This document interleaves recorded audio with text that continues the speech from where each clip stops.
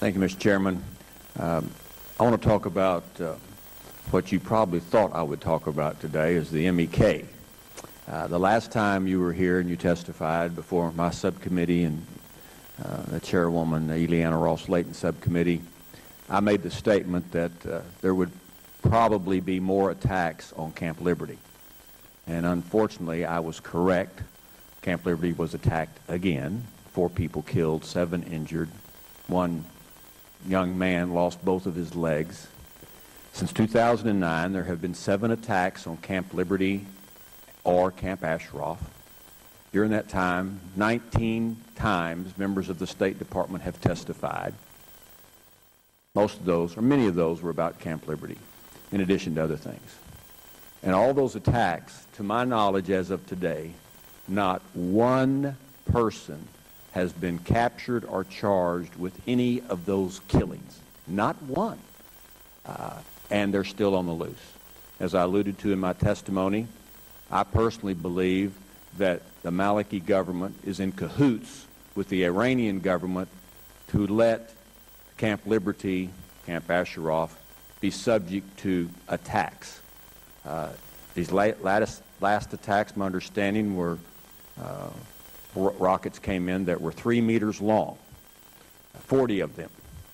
It seems impossible to me that a rogue Iranian militia could sneak those by anybody and then fire them over a period of time and cause this chaos and murder.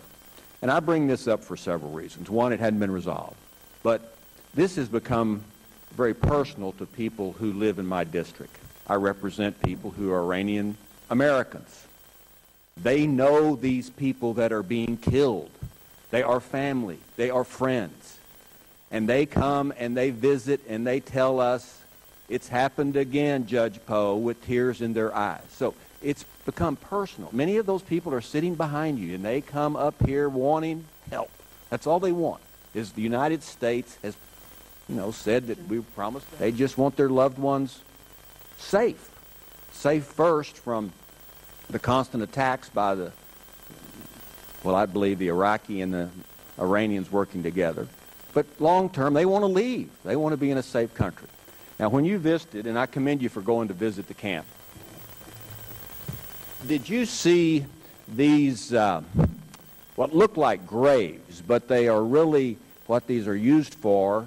The people at Camp Liberty are in such fear of their lives, they no longer stay in these trailer houses here. They have dug themselves what looks like a grave to hide in when the attacks come from the rockets. And they dig these and they put sandbags around them, and then they're ready for the next attack. They jump in these things. Some of them sleep in these things at night, even in the rain, to try to be safe.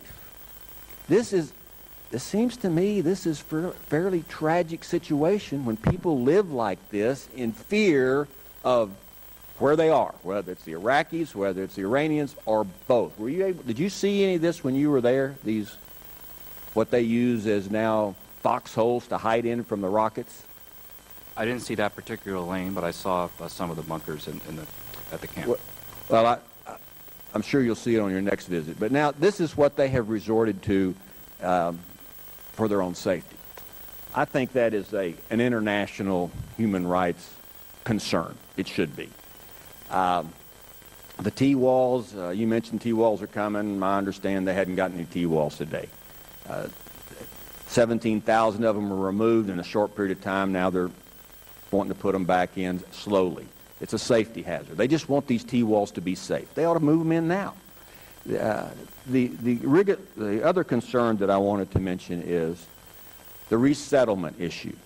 They want to leave Iraq. We want them to leave. The Iraqis want them to leave. The Iranians want them to. I'm not so sure what the Iranians want. But the West constantly says, because the United States has not taken any of these people, we're not going to take them either. When the U.S. starts leading by example rather than just talking about removing these people, then maybe we'll take them as well. Why haven't these folks been sent to other countries? Why haven't we taken some of them or all of them? That's my first question. And the second question is, when you visited with the survivors of the Ashraf camp attack, did they tell you who they believed was responsible for attacking them and killing their families and their friends? Those are the two questions I have. I agree with you that this is an international human rights concern. That is why, as I mentioned in my response earlier, I find it encouraging that there is now United Nations focus with the Resettlement Fund, a full-time person at the United Nations to focus on this issue. And as you also correctly point out, very few countries around the world, despite the international human rights concern, have agreed to take the residents into their territory. This is an international human rights concern, and it has to be treated with the utmost urgency. As you know, we are considering options to relocate and integrate Camp Berea residents in the United States in close coordination with the White House, Department of Homeland Security, and other relevant agencies. And any eligible residents would have to be fully vetted, of course, under our standards by the Department of Homeland Security, but that is something that we are actively considering, I can assure you. But we also, and I would encourage those who care about the residents, as do we, to lobby other capitals around the world, given that this is an international human rights concern, to take residents into their territory. I think we have a full-time person working on it. We encourage the UN, and they have now appointed a full-time person to work on the problem. And we have a UN resettlement fund to encourage other countries to take the residents.